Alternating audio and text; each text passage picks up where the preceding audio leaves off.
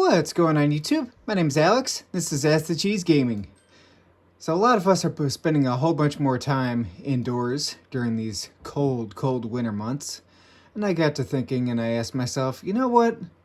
If someone wanted to play a, kind of off-the-wall budget platformer that would be worthwhile to play for the Nintendo 64, what game would you recommend?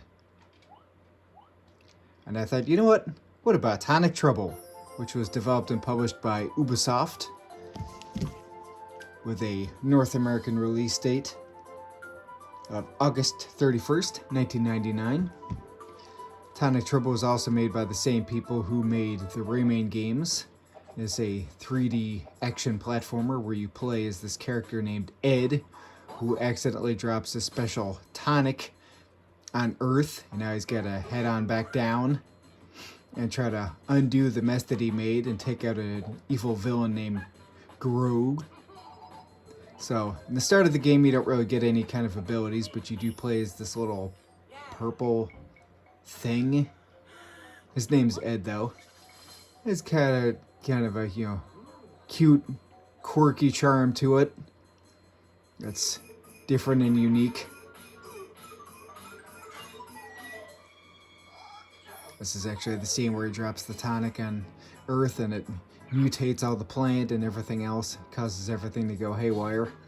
You need the aid of a special scientist to build a machine so you can go after the final boss. So, it's kind of a just cute, charming little game. It's got some nice sprite work. If there's any major flaw of this game, as is the case with so many 3D action platformers, the camera is never how you want it to be, ever. It's always a headache. There's always issues with the camera. It's never right where just how you want it to be. You also have to collect those little things. So, is this game like, Mario or Banjo-Kazooie or, Donkey Kong? No. But it's something else entirely. It's definitely a step down from those games for being a platformer, but I would say it's necessarily a bad game either. And if you're looking for a fun action, platformer to play during these cold winter months, with so much of us spending more time indoors, this one's definitely worth a look. And it's one you should still be able to find in the wild for a relatively decent price. If you can find this one for, maybe 15-20 bucks. At a retro game store, or maybe as part of a lot, and I think it's definitely worth a look. As I just fell through, and I also do kind of like how at the very opening of the game, which you're seeing right here, you start off on a giant ice slide, so that's something definitely different and unique. That's like, really? A racing part to start a platforming game? Yes.